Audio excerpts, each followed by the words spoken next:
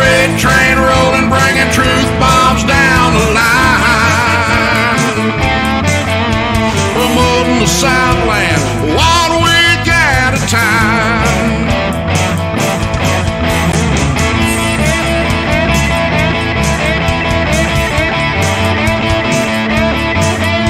Promoting the Southland 1 week at a time.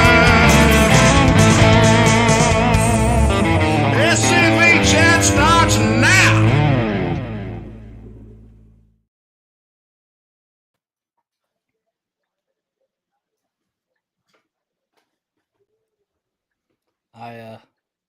I think we're live.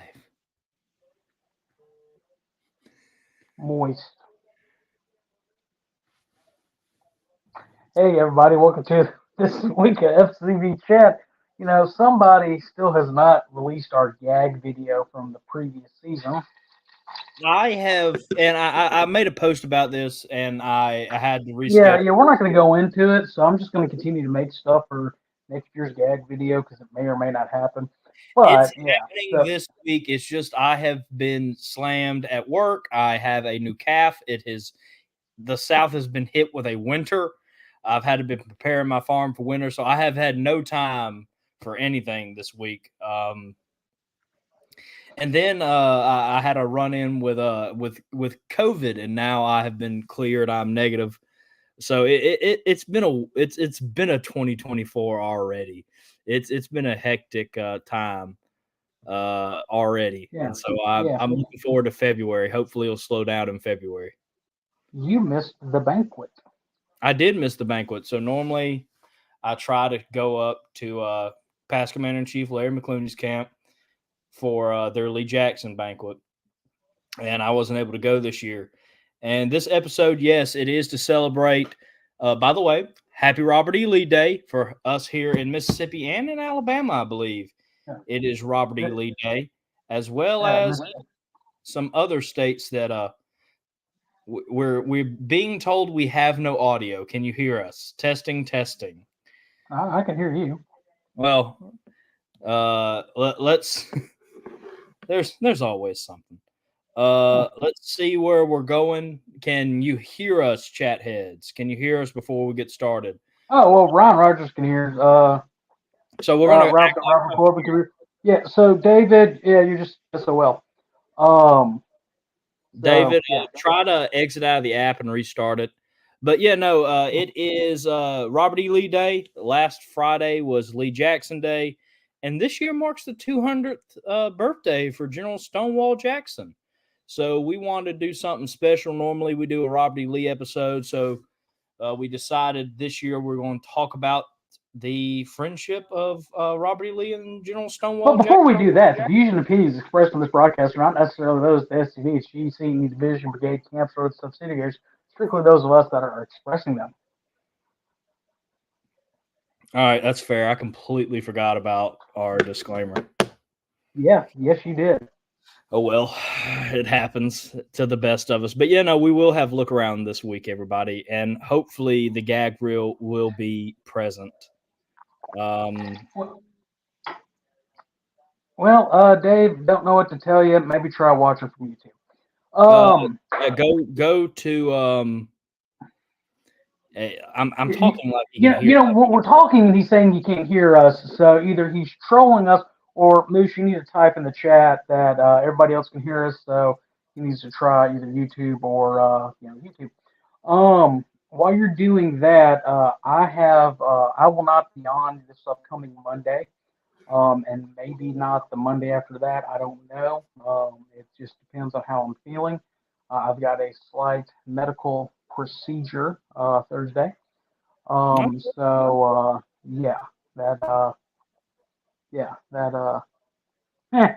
Thank you, Gerald. Appreciate that. Wonderful. That was great. So anyway, Lee and Jackson and Lee, a military partnership that was really hasn't been matched since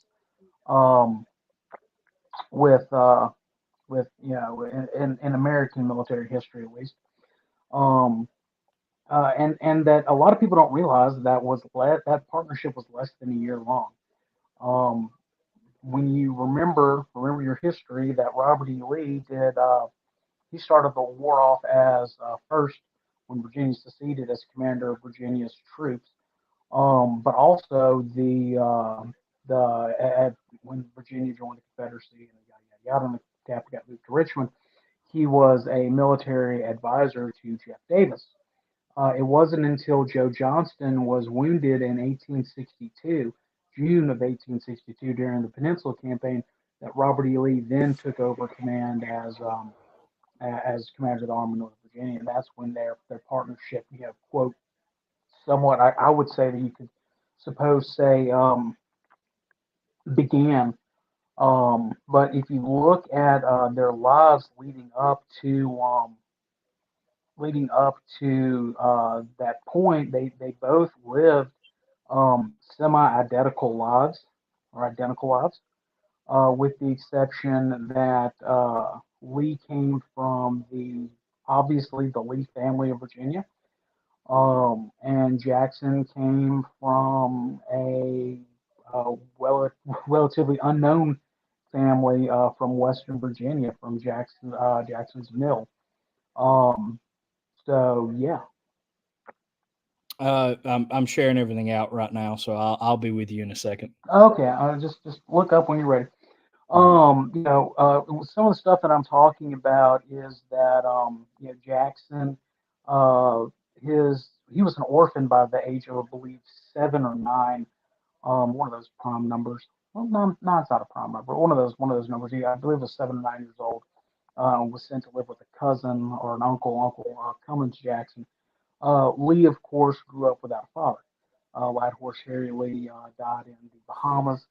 Um, when Lee was very young. Um, both of them attended the United States Military Academy at West Point.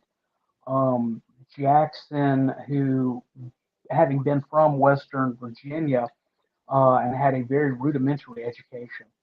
Um, I mean, very, very rudimentary. I mean, there's stories of him changing, um, having to get lighter knots, pine lighter knots, to stoke up the fire so that he could, after he learned how to read, to continue to develop his reading skills. Um, Somehow is actually not the first choice from his congressional district for West Point, but eventually borrowed the money, traveled to Washington, met with the congressman who appointed him, because the other guy dropped out of West Point. He said, "Well, he dropped out. Let's give me a chance," and he did. And Bud Robertson, God rest his soul, who was the premier biographer on Jackson. In fact, I've got a copy of his lovely, thick biography on Jackson. Um, had a chance to study, or had a chance to be an ad hoc or adjunct professor at West Point, and as a professor there, he was able to review Jackson's military, or not his military, but his schooling records. And he said, I remember this in an interview. He said, you look at it, and you see a progression of a student from coming out of a backwater, uh, and you look at his demerits, and his demerits were for lights on after lights out, which is him studying, because a lot of classes like French and stuff like that, Jackson had no idea about. Messy uniform, because he did not have a chance to make his uniform presentable because he was studying for his classes. But eventually, Jackson pulls himself up by his bootstraps and graduates towards the upper echelon of his class. And the guys in his class say if he had another year, he'd graduate at the top of his class. Also, in that you look at Jackson's junior and senior years, Jackson did not get a single demerit at West Point during his junior and his senior year there. So that gives a little bit, again, some Robert E. Lee vibes, because Lee who did graduate in the top of his class, was pointed to be the only student that, okay, did you hear that? Is that my headphone messing up? I think that I heard a bump. Okay, it may have been my headphone messing up. Anyway, Lee graduated second in his class at West Point without a single demerit. So there's just some similarities there. Both of them in their now, of course, Lee graduated years before Jackson did. Lee wasn't. They did it again. I'm gonna hold on a second, Moose. Y'all may lose me. I'm going to turn off my this headphone that I've got on my ear because it may be dying. All right, we have a small little break here, but I'm looking forward to this. We do something special for Robert E. Lee Day every year, and with this year again being kind of a big year for Stonewall Jackson, I wanted to do something special, and we might still have one more thing up our sleeve, but you'll notice on all our platforms. Hey. You hear us? Can you hear me? I can hear you. Okay, yeah. I have to disconnect this thing. Yeah. Oh, heck yes. But on all our platforms, we're posting something. Go over to TikTok and share out our recent TikTok video, and of course, share this episode out. So, anyway, we'll have a talk after this about something. Anyway, as I was saying before, my 1 earbud decided to die on me because my other earbuds I normally use when I'm broadcasting from the phone, the SCV earbuds, they're dead. I haven't charged them in a while because I've been using the computer and I left the computer at work. It happens. Anyway, Lee, of course, graduates from West Point well before Jackson does. And Lee, reroutes the Mississippi River and saves St. Louis, which, speaking of Missouri, I see Herb Turner in the chat. And hello, Herb. Good to see you, buddy. And we're going to jump back and talk to some folks just here in the next little while. We're just trying to kill time with some of that. Anyway, they both go to Mexico. Lee is breveted because of bravery and stuff like that. Jackson is also breveted. He goes from a lieutenant to a captain. Here's a trivia question for y'all that are listening. What branch of service was Jackson originally in the United States Army during the Mexican War? So anyway, Jackson is breveted to a major's command. So that it goes from a lieutenant to another lieutenant to a captain to a major. Yeah, that's a pretty substantial jump in the rank structure. After the war, Lee and Jackson both end up becoming educators in a sense. Jackson courses teaches what would now be considered physics and artillery, but at the time was natural philosophy, and was not suited for that at the Virginia Military Institute. And there's the stories of Jackson who you could almost, I would love for somebody who, I would like for somebody to do more of a detailed analysis of Jackson's personality than what I could. Kind of like what we were talking about this morning or this afternoon there, Moose. Lovely. Don't care. Works texting me. Yeah. Anyway. Sorry about that. Having a brain fart. What was I talking about? Oh yeah. The stories of Jackson, essentially memorizing his lessons and having to rewind. Clearly not what I'm doing. Would act like a tape recorder, rewind and tell the same lesson or portion of the lesson word for word. And that if you didn't get it the third time, you're written up on demerit for insubordination. Lee was the superintendent at West Point. for a time, molding several officers, including a young Jeb Stewart, into being the officers that they would become during the war. Speaking of Jeb Stewart, Lee would capture John Brown from the Harper's Ferry raid. Jackson commanded the troops there in Charleston, what's now West Virginia, but at that time West Virginia was the second capital. Commanded the troops that held or protected the laws when John Brown was hung. They were both anti-secessionist. Lee, had his. I mean, granted, they believe that the Union should be preserved. That it could be worked out, but at the end of the day, they both went with Virginia.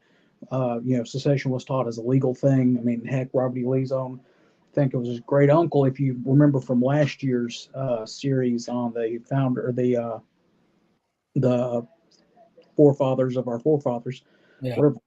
The heroes of our heroes. That's it. Heroes of our heroes segment we did when we talked about Robert E. Lee's family and Richard Henry Lee, who was the one that proposed secession from Virginia or from Great Britain.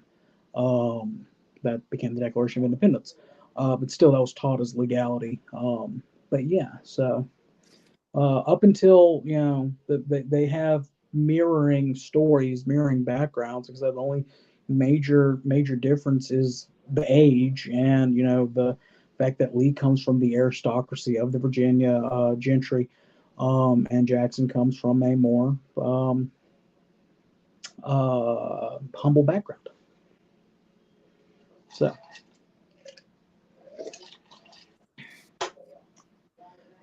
your turn, Moose. I've been talking for 17 minutes.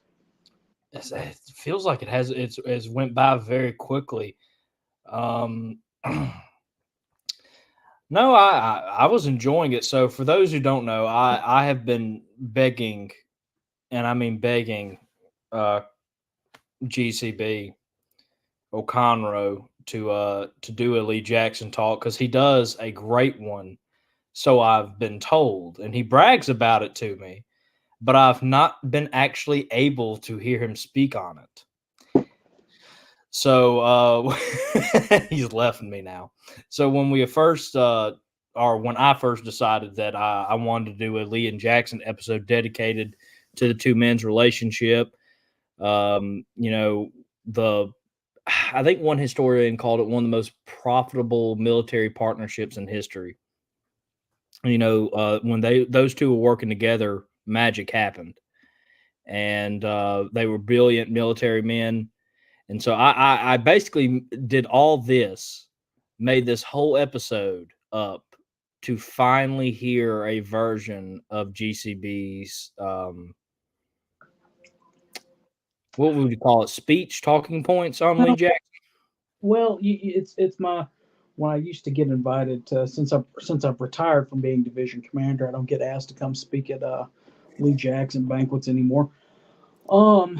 But it's the talk that I originally had worked up about Lee and Jackson, and of course their lives, and what we in the SCV can learn from their lives.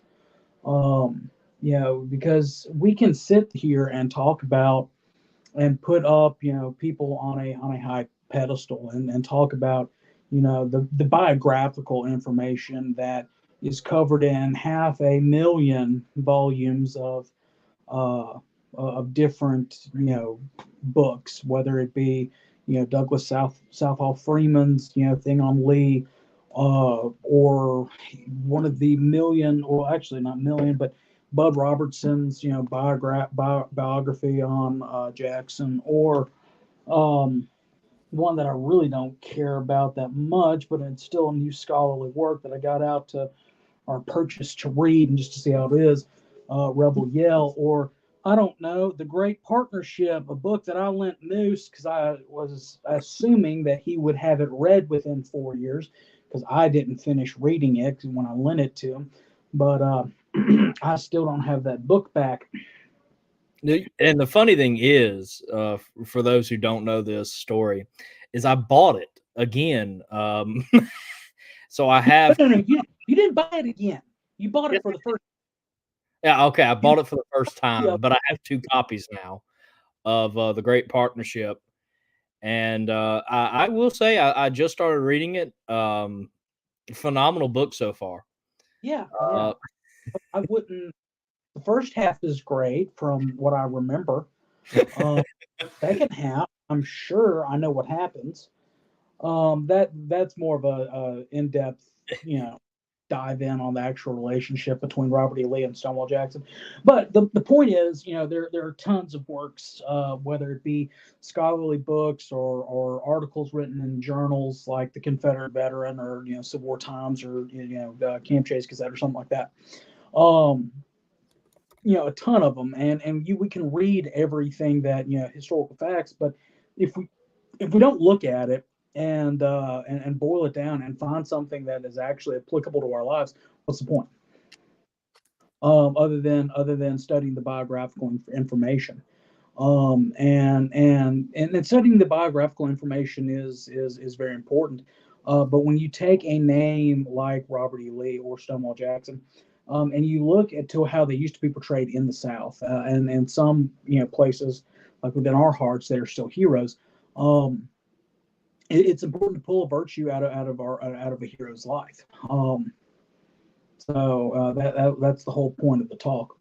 Um, and it all harkens back to one of my favorite quotes from William Shakespeare, which actually you take it and you can apply it to the Confederate cause tremendously. Be not afraid of greatness. Some men are born great, some men achieve greatness, while other men have greatness thrust upon them. And again, looking at Robert E. Lee for this, and Stonewall Jackson for that quote, um, some men are born great. Well, Robert E. Lee, as we have mentioned, was born great. He was born into the Virginia aristocracy. His father fought under George Washington. He married George Washington's step granddaughter. His great uncle was one of the was a member of the House of Burgesses sent to the Continental Congress, who proposed the Declaration of Independence. There's not a man who is more Captain America at the outbreak of the war between the states than Robert E. Lee is. And I'll get into a little bit of something else later on. But I mean, so he was born great. He was. Winfield Scott said that if there's somebody to lead a great army, and this is at the outbreak of the war, I would say let it be Robert E. Lee. And Scott was the general in chief of the American Army at the eve of the American War between the states. I mean, he is right there. He has been in command of the Army for years, and he's saying if I had to pick my successor, it'd be Robert E. Lee. And then some men are achieved greatness, and again, talking about Stonewall Jackson being a pretty much born in obscurity in Western Virginia, an orphan by the age of, again, I believe it was either 7 or 9. I think it was 9. Barely getting into West Point, barely educated by the time he gets to West Point, being promoted to a major out of the Mexican-American War, going and teaching, and then all of a sudden, Virginia calls, he goes to fight, and starting out, training troops, First Manassas, boom, boom, boom. He achieved greatness within his life to where 200 years later, we're still talking about him. And then other men have greatness thrust upon them. And for that, and you think of the average Confederate soldier out there in the field. You think of the times, like right now, we're in the middle of a pretty awful winter condition in the South. But look at Sam Watkins, for example. And early on in company age, he writes about and talks about guys who froze to death at their picket post. You talk about. I'm looking at a picture of his grandson right now, but my Confederate ancestor, who I joined the SCV under, who was wounded, discharged, joined the Army back again, and fought on, or his brother who was in the 16th Mississippi Infantry. By the way, here's a fun fact for you. 16th Mississippi Infantry was the only Mississippi infantry regiment in Jackson's Army of the Valley in 1862. So take that.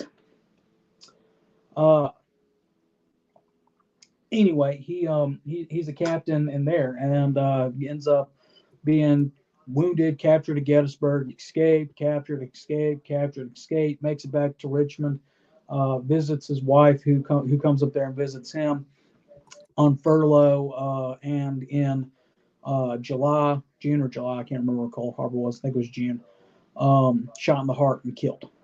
And a couple weeks later, his son is born, or months later, his son is born. You think of Harrison's ancestor who fought at Franklin and went through the horribleness that was Nashville with the Army of Tennessee and the weather they had, and gets captured and dies in a field hospital. You think about your ancestor and everything like that, and the fact that we're still honoring them and we're still talking about them and their legacy lives on through us in the SCV.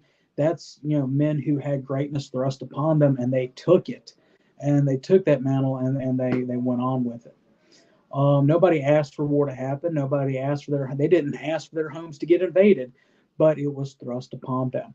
So anyway, the SCV, the UDC, the OCR, MOSB, and any other Confederate organization, genealogical organization, or Confederate-friendly organization, when we look at Stonewall Jackson and Robert E. Lee, and we look at their lives in an entirety from the entire times they were on Earth, we can pull many things out of their existence. But four major key points that we need to remember is that first and foremost, we have to put God first in everything. That in the face of overwhelming odds, we are never to give up. For us, an education is one of the most important things. And the fourth talking point is loyalty. So let's dive into the first one. First talking point. So we're, put God first in everything. Right, Moose? Amen. All right. What denomination was Robert E. Lee? And the funny thing is, you're the one that told me this too, because me and Connor have a lot of religious discussions. He was Episcopal. Lee was raised an Episcopalian Anglican, if you will. The high church that. And that's exactly right, Landon. That's why it's the first talking point. Lee was confirmed in an Episcopal church. Jackson's religious story is kind of interesting. Jackson didn't find religion until the occupation of Mexico, after the Mexican War, Mexico City to be exact. Again, Bub Robertson writes about how Jackson began his religious journey, began looking for what he truly believed and everything like that. And at one point goes to the Archbishop of Mexico in Mexico City at the cathedral and has a conversation with him about the points of Catholicism. And so, this is the guy who was appointed by the Pope, who's like, got the hat and the ring and the shepherd's crook, and they're talking religion. And Jackson eventually finds faith in Calvin or faith in Christ through the Presbyterian Church because of the belief of Calvinism, the predestined, the preordination of everything that's in there. Now, Jackson, of course, I usually talk about Jackson first in these because Jackson, he was only I think it was 36 when he died. Moose, find out his age for me. Yeah, no, he was 36, I think. Yeah, which is only, think about that, that's only 6 years older than I am right now. So, what am I doing with my life? Anyway, 39. So 10 years older than me. Again, what am I doing with? But Jackson finds faith in the Presbyterian and the Presbyterian Church. he actually marries to his first wife, who passed away in childbirth, was the daughter of a Presbyterian minister, as was his second wife. He had a thing for pastors' daughters.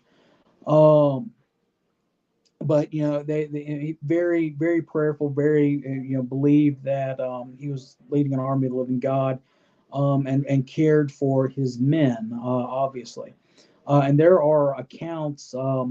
We talk about the Great Revival in the Southern Army, and really let's pause right there and let's look at really the way that the church played into Southern society during that time. It was not only was it a religious institution, it was a social institution as well. So while you were at in your small community, there may be a on fire Presbyterian preacher or Baptist preacher or Methodist or whatever denomination you want to throw out there, that would come through on the circuit, and everybody would go and listen to him preach, and it became a social event.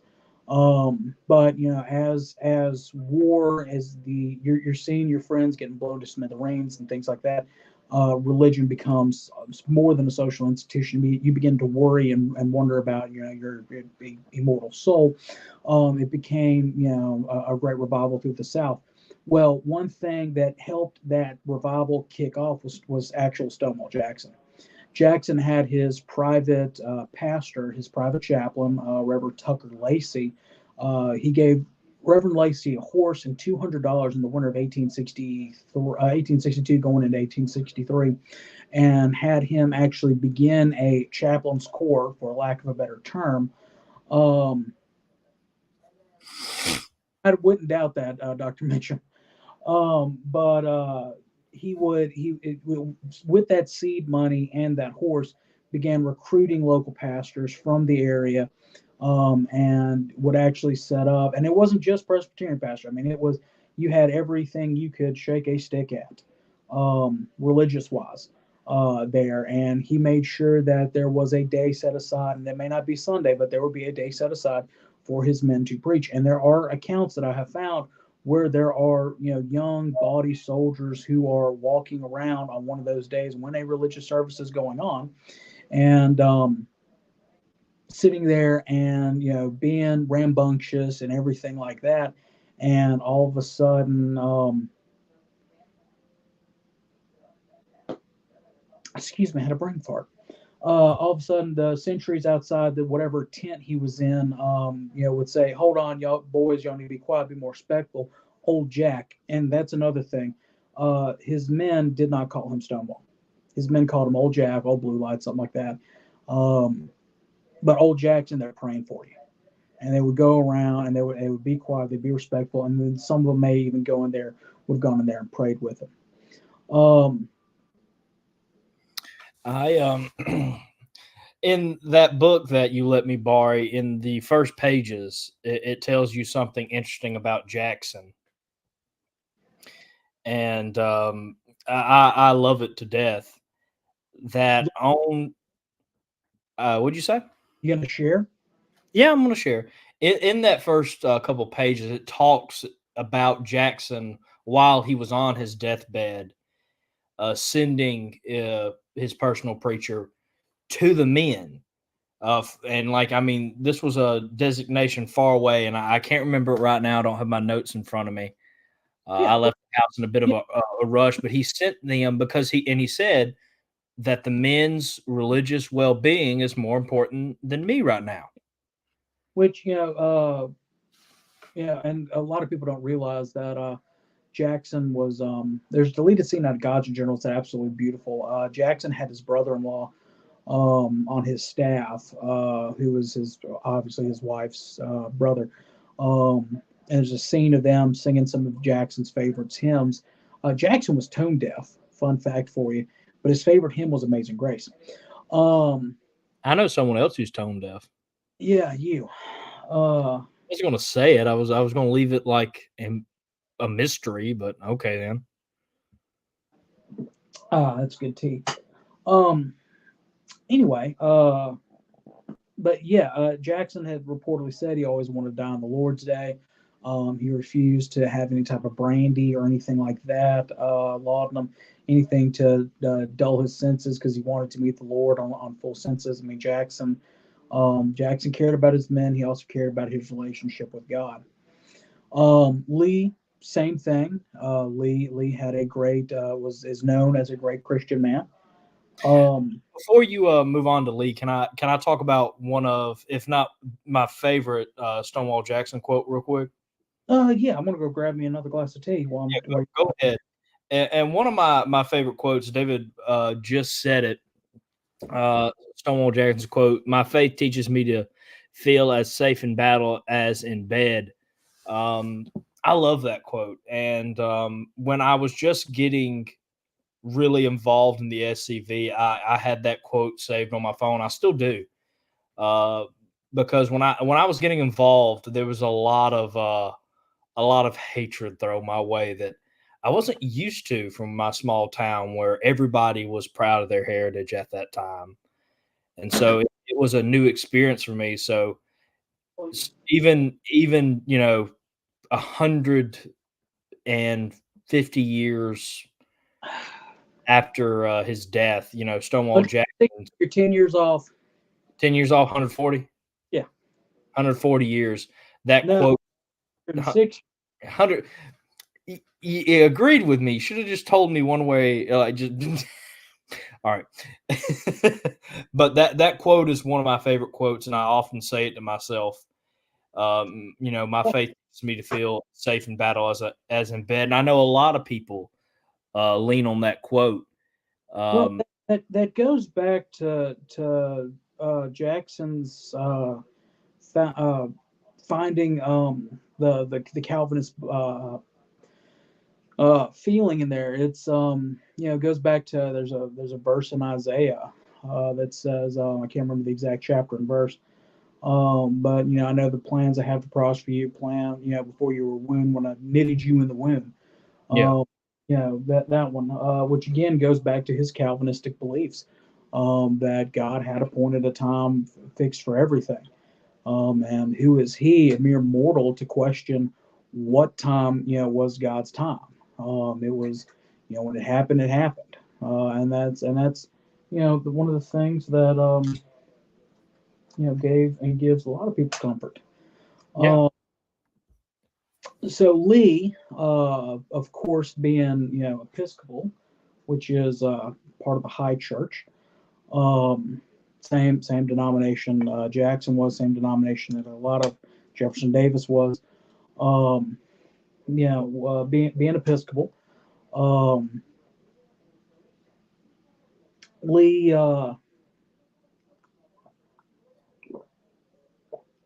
was involved with Christianity at an early life, early point in life, and grew up with it. Really came into it when he was courting Mary, his wife. But my favorite two examples of Lee, the first example is during the war, and it's during the or right before the Battle of Mine Run, which is November 1863. Last major engagement of the Army of Northern Virginia in '63. There's a group of soldiers, and you have to remember this is post Gettysburg, that are huddled up, kneeling, and Lee and his staff are riding along, inspecting the lines, and he sees the group of men kneeling in prayer. The staff reportedly continues. Yeah, there we go. Isaiah 29:11. Anyway, he would continue to, the staff continued riding along the lines. And Lee, they rein up, and all of a sudden they've lost Robert E. Lee. His staff's like, okay, where's the general? And they look around and they start backtracking, and they look down, and there General Lee is kneeling, holding Traveler, while kneeling and praying with these guys. These soldiers who are, could have been their last prayer. And can you imagine when suddenly the amen comes up and you look up and there's Robert E. Lee praying with you? That just goosebumps. My second story that really just talks about how Lee put his faith first and everything like that is the first Sunday after the surrender at Appomattox and Lee makes it back home. And Lee goes to church with his family, and they are. I believe I read this in Lee the last year's. They're Lee has the weight of the world just taken off his shoulders, but also this is post assassination. He doesn't know what's going to happen with him. Now that Lincoln's dead, and the martial law that's being brought down to the South. But during this service, it was tradition at that church that the white parishioners would go and they would take the Eucharist first, and then the black parishioners at the church would go and do that. Well, during this Sunday, all of a sudden, as the host is being prepared and everything, they look and they see there at the rail at the front of the church is a black man, and the service kind of freezes. Nobody knows what to do because the social institutions of the South suddenly being turned on their heads. They don't know what to do until they see Robert E. Lee get up from his family pew and go and kneel beside him. Not seeing race, not seeing anything, but just seeing a fellow brother in Christ kneeling there. Lee was reported after that when he went to Washington College, now Washington Lee University, was asked by a professor on his staff, what would you what do you want from each student? He said, I just want my students to be good Christians. I'm paraphrasing, of course. And of course, you look back also at Stonewall Jackson. Privately funding a black Sunday school class there in Lexington before the war to make sure that they could hear the gospel. I mean, that's stuff that is important that the other side does not want that portion of the story to be told. No. They're yeah. What's the thing you got up there, Moose?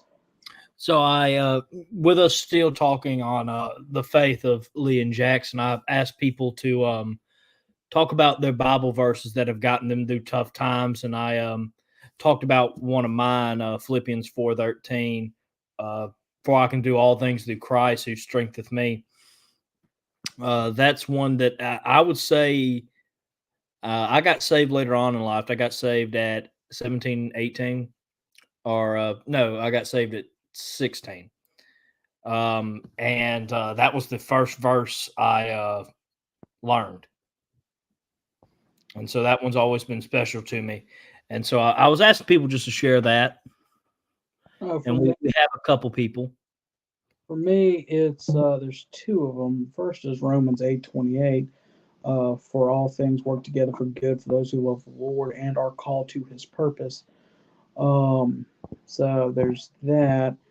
And then there's another one that I've really been diving into personally. Let me see if I can pull it up. While we just take this little break. Can y'all even see me while I'm on the other tab? Oh, no, not at all. Okay. I just have a black screen. It looks lovely, by the way. Well, it really brings out your eyes. Well, that's what I was going towards. Okay. And I'm gonna pull up a couple people while we're waiting for GCBs. And I mean, I have a couple other quotes, but I wanted to show that was the first one that really got me. And I mean, I could obviously even say some people who like Charles Luray, I think. Yeah, Charles Luray. Isaiah 29:11. I love that one. And personally, I love the whole story of Job. I just recently finished rereading that. I love Job is a good one. Judges I like. Isaiah 48, the grass withers and the flower fades, but the word of our Lord will remain forever, which is kind of, we're just coming out of the Christmas season, and I really want to get on to the next talking point pretty soon. But if you look at it and says, the grass withers and the flowers fade, but the word of our Lord shall endure forever. Um, Look at the first of John. Mhm. In the beginning was the Word was God, and the Word was with God. And later on, it says the Word became flesh. So, if you look at that and you look at the parallel between the word of our Lord shall remain forever, well, the word of our Lord is not only is it Scripture, but it is Christ. Mhm. Here's a fun interpretation for you. We really need to get Gary Carlisle on here, or drive up to North Carolina and get Herman on. I would love to get Dr. Herman on.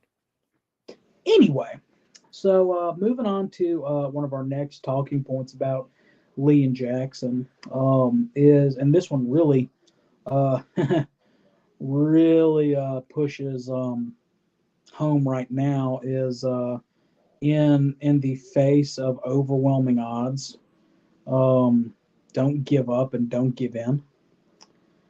Um, because I mean, let's face it, we're in overwhelming odds right now. Jackson said, you may be, in one of his maxims, which is actually my senior quote in my yearbook in high school, was you may be whatever you resolve to be. Which, what I'm saying all that is if we resolve ourselves to win, we will win. And case in point in that is the Battle of Chancellorsville. Now, Moose, do me a favor and pull up the Battle of Chancellorsville on a Google search for me. All right. While I am pulling it up, my senior quote was actually from Robert E. Lee. It is history that teaches us to hope. All right, I got it up. All right, copy and paste the number of Federals that were engaged in that battle. All right. Put it in the chat so we can put it up on a banner. Also want the number of Confederates that are up there. Let's see here. Whew.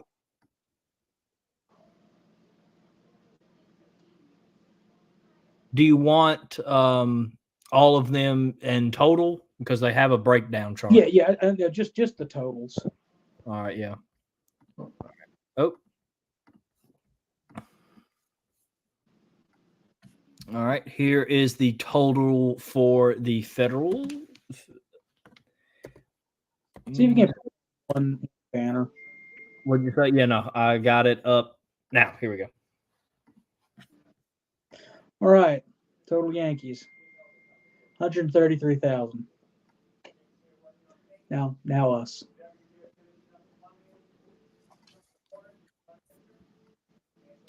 All right.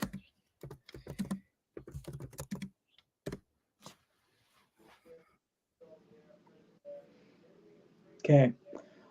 So yeah, that's a little bit more than 2-1 being outnumbered. So if you look at the battle, full Chancellorsville campaign, we completely Confederates mop up the Army of Potomac during the Battle of Fredericksburg.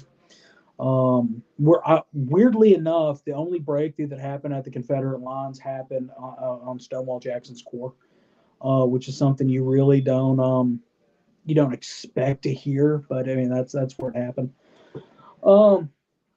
Anyway, the Longstreet's Corps is sent, and that's before Lee redid the Army of Northern Virginia into 3 corps. It was primarily 2 corps and the cavalry.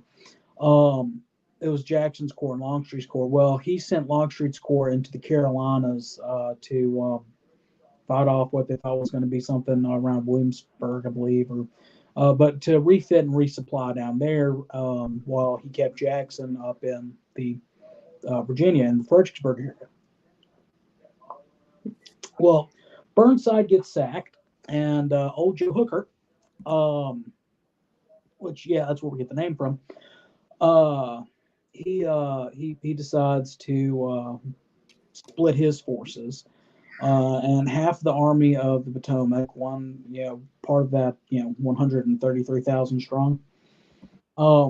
He sends them up into an area called the Wilderness, across the Rappahannock, and to Lee's flank and rear. The other half he keeps down below Mary's Heights around Fredericksburg to kind of keep Lee pinned there. He's hoping to either, if Lee will not fall back, get him in a pincer movement, hammer anvil, squash the Army of North Virginia there. And looking at it, the logical thing to do at that point, you're outnumbered, you're caught between two halves of a major army. All military, heck, everything would be, hey, let's freak out, let's get out of here. That's what all military science would have said at that point.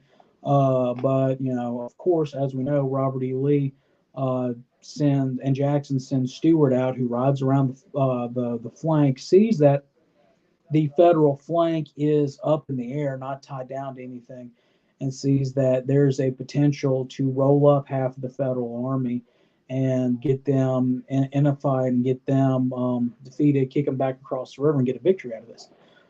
Most other people would have been like, no, I'm out. Joe Johnston would have been, no, I'm out. Braxton Bragg. I'm not even going to go there, Braxton Bragg. I was ready for it too. Just going to leave that one, not even that. I mean, heck, he didn't even follow up after Chickamauga. Anyway, Lee and Jackson defied the odds, defied military customs, split their already low number of troops, and Jackson marched around the flank of the Federal Army, and of course rolls up, I believe it was Howard's corps, and goes into a full pitched battle and wins. Hooker and the Army of the Potomac have to retreat. And of course, this is at the peril of Jackson's life. Jackson being wounded, which he survived the wound, but he got pneumonia and died. There is a very interesting thing about Jackson's wounding. After Dr. McGuire cut off his hand, and like that, I think he had that left. Actually, it had been on his other hand. Jackson believed in hydrotherapy, which is that water heals. And he had he was employed. But Jim Lewis bring a cold, wet compress and put it on his side from where he'd landed on a root during the retreat. And a lot of doctors believe that's what had the that cold compress is what caused the pneumonia to come on. So fun fact there. But still, I mean, outnumbered well over 2-1. Between two enemies that are, or two halves of the enemy that outnumber you, to not only stand and hold your position, but figure out a way to flank around and get a major victory. I mean, that's huge. So I mean, and that's because they kept a level head. They saw that, okay, they're going to do this, we're going to do this, and they followed through with it, and that's the big thing. And I'll go into the importance of that when I hit the summary point. So number 3 is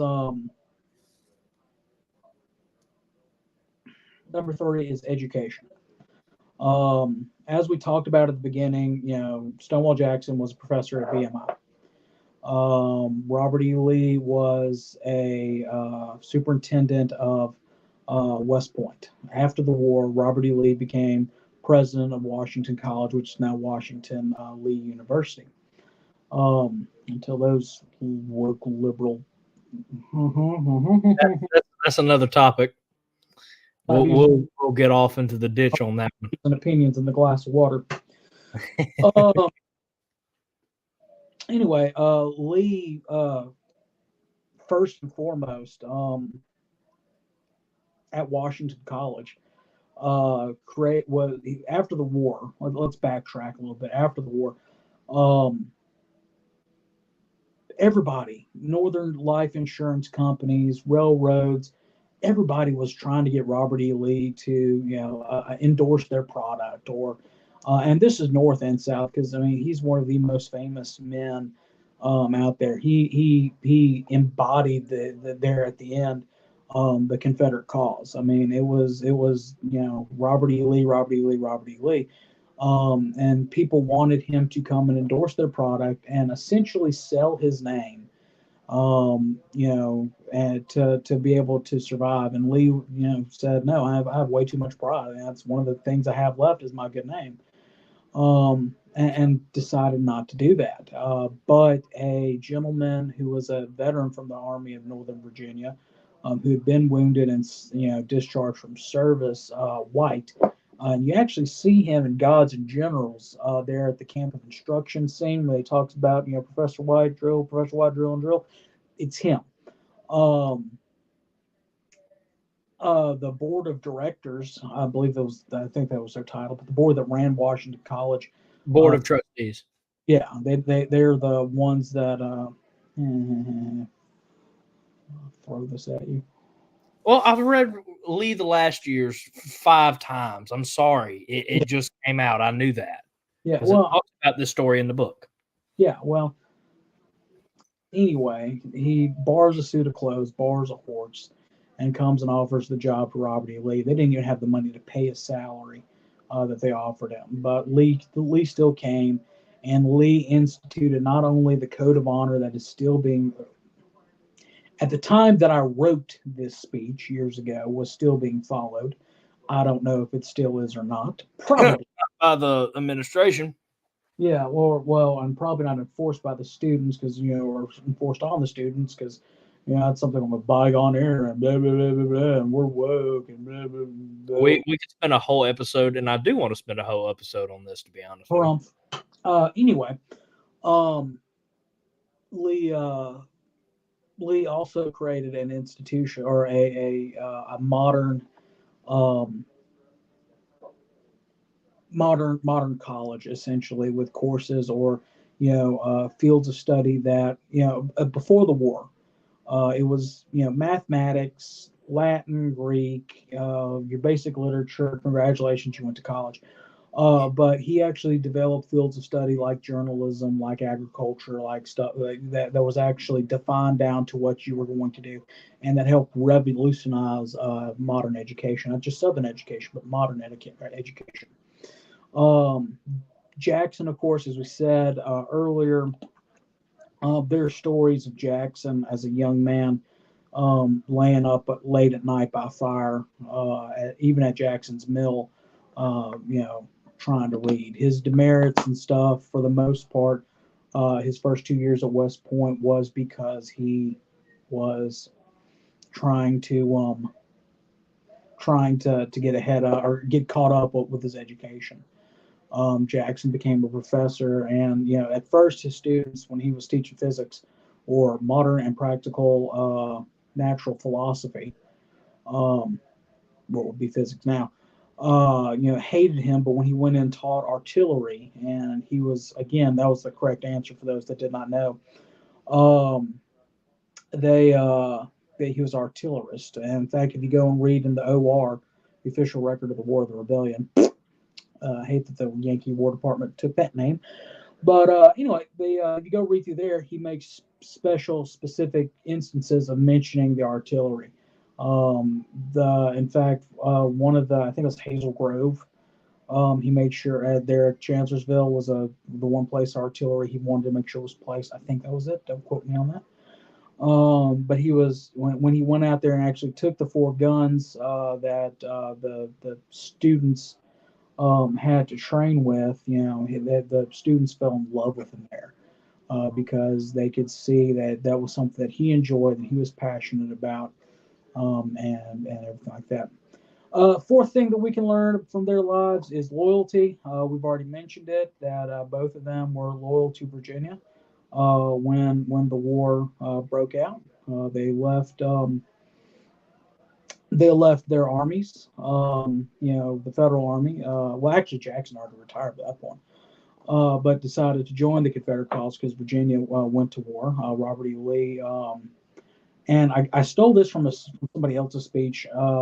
There's the old saying, good writers plagiarize a little bit, great writers steal outright. But it was a speech given by past Commander-in-Chief Michael Givens at an event. I think it was a Jefferson Davis birthday thing up at Hollywood, Virginia, Richmond, Virginia, Hollywood Cemetery at the graveside. But it's absolutely beautiful that he compares Moses to Robert E. Lee and talking about loyalty. And you look at Moses from and I'm talking about actual Moses in the Old Testament. And what we've since learned about royal Egyptian life. Moses being, brought into Pharaoh's household, the adopted son of one of Pharaoh's daughters. Some say his favorite daughter. Moses would have been educated in modern mathematics, in the principles of warfare, would have just had a super easy life and everything like that. Yet, when push came to shove, no pun intended, he ends up siding with his own people. Well, look at Robert E. Lee. I mean, he came from, again, like we mentioned, essentially the aristocracy of Virginia, from the who's who of the United States family, the Lees. Had America been set up with a monarchy, quite literally after Robert E. Lee would have been, a king consort, for lack of a better term, if it had been a hereditary monarchy, and and it went from Washington's son, or stepson who lived, you ever thought about that, Moose? I watched a whole video explaining who would be king today. Who would be king today, and they went and they were like, most likely Robert E. Lee would have been king at one point because it like go down the chain. I love that idea. Yeah. Very interesting topic. But anyway, still, I mean, he had everything going for him, yet, and had been approached by Preston Blair, who was not part of the government, but Lee had been like, hey, you're a buddy of mine, go feel him out. So I won't. So if I offer it to him and he says no, I won't be embarrassed, type deal. Lincoln. Yeah, Lincoln had asked Preston Blair to ask Lee because Lincoln didn't want to be embarrassed. 160 years later, you're still known as a tyrant. Be nice. Was. Jake Nappet, I'm going to bleep that at some point. My views and opinions. That's fair. Anyway, Lee could have very easily, taken command of the federal government, armies, and launched, probably would have won the war, for the North, and then could have really had a political career, could have been president, could have been the man who saved the Union, but yet he chose to remain loyal to the South, to Virginia, and to his people. I mean, there's no more, display of loyalty. So, a lot to stay loyal to. Mm-hmm. I mean, after the war, all he wanted to do was be a farmer. Yeah.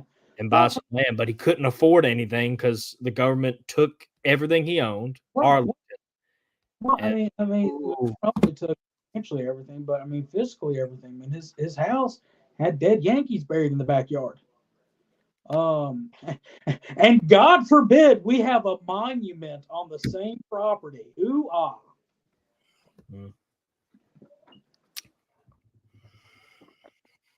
Woo! Getting fired up now. Yeah. I'm a little salty. But yeah, So looking at those 4 life lessons, just to wrap up tonight's episode, what can the SCV, the OCR, the UDC, the MOSMB, the C of C, the me, the you, the SCV chat, the my chat, your chat, my whatever organization, what can we take from Robert E. Lee and Stonewall Jackson's lives that we have talked about those 4 things and apply to us? So very first, just put God first in everything. I believe in Jackson's book of Maxims, he even wrote in there, "God be for us, who be against us." I think Paul originally said that though, not Paul Gramling Jr., but the apostle. All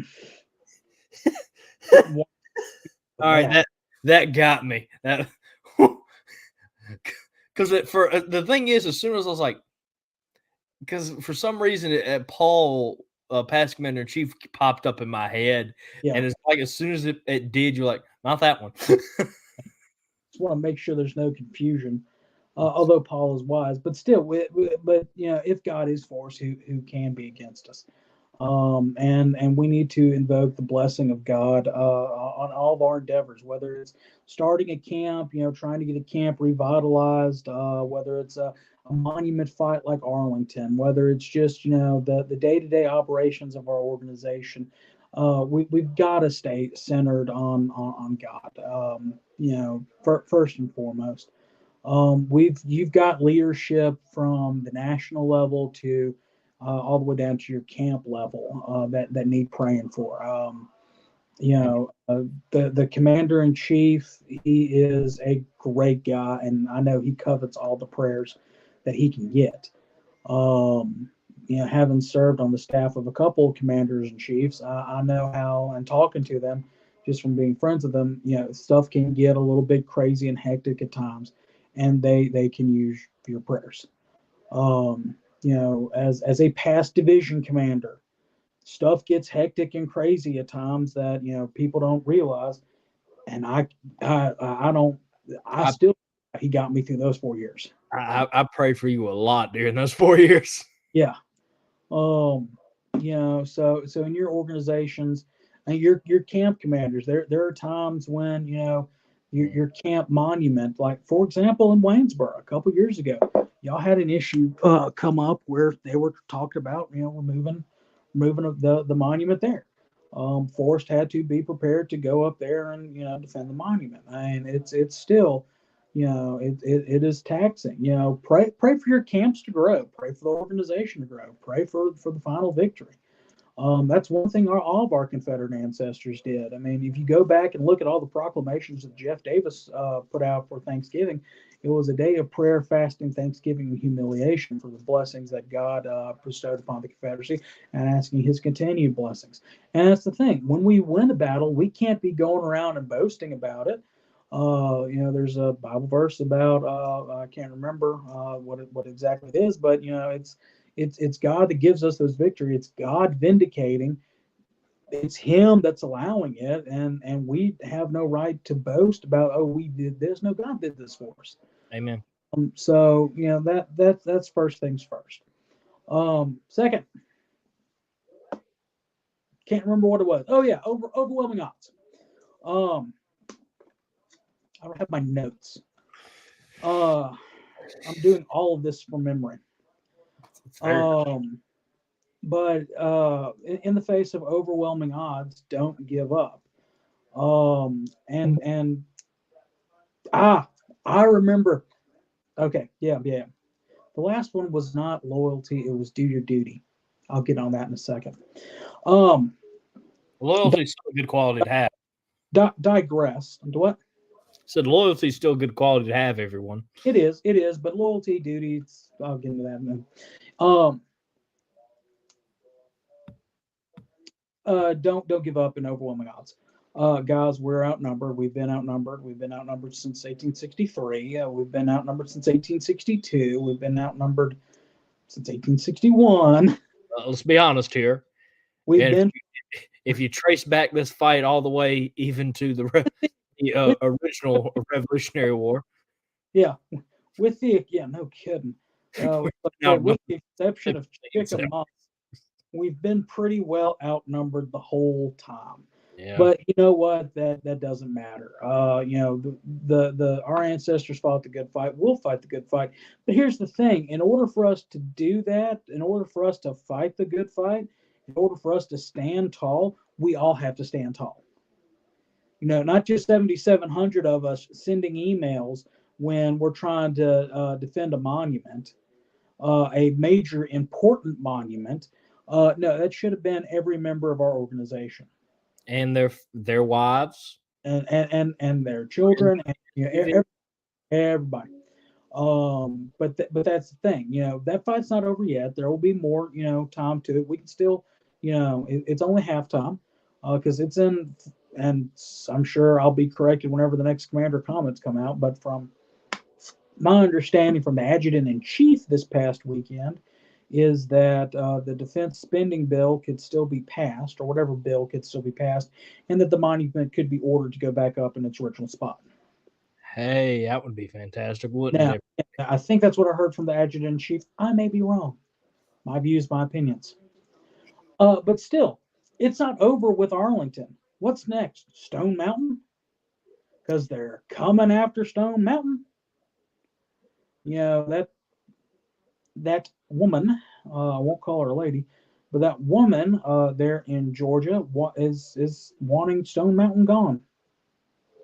So next with Stone Mountain, it needs if it comes up, it needs to be more than it needs to be everybody on board pulling the same rope, not shrinking down because oh well they outnumber us. What point is it?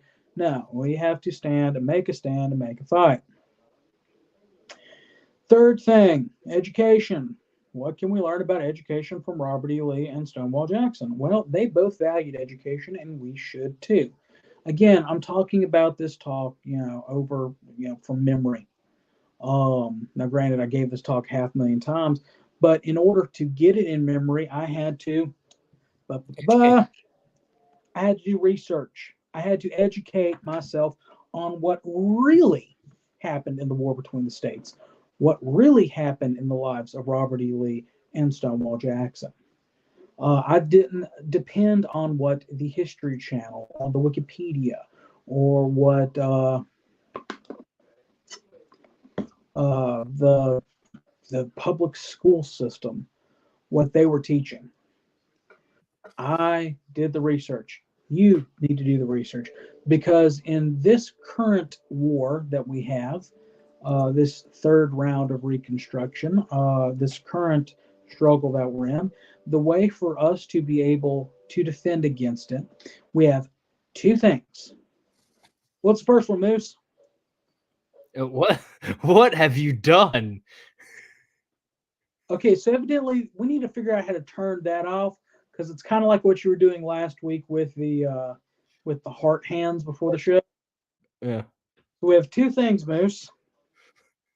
I'm sorry. In order to fight these people, we need to educate ourselves on what really happened. Obviously. Yeah. Well, I mean, I'm going into it. Give me a second here. You need to know what you're talking about. Right. You don't have to be an expert. But what are the two things we need? We need money, and we need education. Those are our bullets and bayonets. Bullets is money. Bayonets is education. Amen. We have to, as a group, be able to stand out there, and when you're going and getting involved with your local other things in your community, for example, let's say that your local VFW is wanting to do something in the Veterans Day Parade, and you ask to to participate as part of the SCV, UDC, MOSB, whatever. Good point, David. You need to be able to stand there and repudiate all their claims. Oh, well, that Confederate flag means it means racism. No, it's not. Blah blah blah blah blah. There were black Confederate soldiers. Here's the proof from Frederick Douglass's own words in 1861, before the first battle at Manassas, saying that there were black soldiers with not only as body servants, but with bullets in their pockets and bayonets on their rifles. You need to be able to say, well, the war was about slavery. No, the Corn Amendment, Jeff Davis all asked to be let alone. Lincoln's letter to Horace Greeley in 1862 before the Emancipation Proclamation. The Emancipation Proclamation in and of itself, everything like that. You need to be able to educate those people, because if you just go out there and you say, "Oh, it's heritage, not hate," you've already lost the battle, because you are throwing the word hate out there. You're not they don't have to. You're doing it. But B, you say, okay, heritage of. They come back and say, heritage of what? And you can't answer what it means to be Southern, what your heritage means, things like that. You've lost the battle. So education is a key point, a key bullet for us. Get educated. Don't just listen to SCV chat. Read your Confederate veteran. Also get educated about your organization, on how it runs, how it works. Yep. Which goes into the next point, which is loyalty / do your duty. Do your duty. Robert E. Lee said, do your duty above all things. You can never do anything more. You should never do anything less. For Lee, his duty was loyalty to Virginia. That's where loyalty came in. But we all have a duty to this organization, don't we, Moose? Oh yeah, we have a duty to our organization, a duty to our ancestors, and a duty to just the Southern Confederate veterans themselves as a whole, not just your ancestor. What are the basic 3 things? Which one of them I will admit that I am not good at because of my work schedule. Mhm. What are the basic 3 things for every member to do? Try to go to as many events as you can. We'll accept that. Support other things. No. Well, the what I was going to say is go to your camp meeting. Oh gosh, yes, please. Yeah, going to other events, and I will accept that, but go to your camp meeting. Now, I haven't been able to go to one for a while because I work a lot of weekends, and we have ours on weekends. Mm-hmm. So yeah, that's one. Hey, that's cute. Yeah, that's awesome. Second, because I don't want those other balloons to come down. And Jason, for your never 10 counts of your fears, that goes back to the last point of never give up in the face of all odds, or point before last. But that's so do your duty and go into camp meetings. Read your veteran or the Telegraph or SCV, so that you can be informed of what your organization is doing. Ready for the third one? I'm ready. This one's really going to piss a lot of people off. Oh, let's have it then. Pay your dues and pay them on time. We just talked about how in today's day and age, bullets is money, and we're not going to win this thing without a good chunk of it. And I know people get tired of hearing about it. If you can pay your membership, a portion of your membership dues goes to pay off the museum. But if you can pay more on the museum. But here's the thing. Imagine if all of a sudden every single member of this organization went to their every camp meeting, became read their veteran, the Telegraph, watched SCV chat, and found out exactly what was going on within our own organization, and then also paid their dues on time. We wouldn't have any retention problems because hey, it's retained. Oh yeah, we can get into that topic.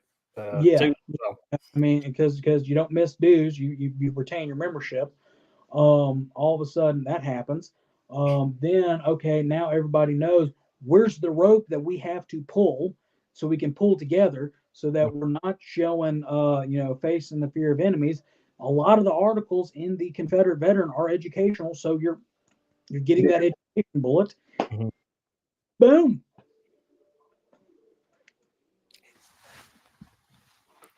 So yeah, that's it. You wanted to hear the talk, Moose? You got it. I want my book back. I loved it. I've been trying to get this out of GCB for about. Is this going on the 5th year I've known you? Mm-hmm. Yeah, 5 years now. Ever since you told me about it, I'm like, oh, this talk will be awesome. I want to hear it. And he was like, no, you can hear it if I'm talking about it one day by chance, and just walks off. The book is being held ransom. I'll give you your book if I hear the talk. We've been in car rides for hours, and I've asked for this while we've been in car rides for hours, and you've been like, one time you just turned on the music. Just ignored me completely. It hurt my feelings. So yes, I made a whole episode of SCV chat to make me stop.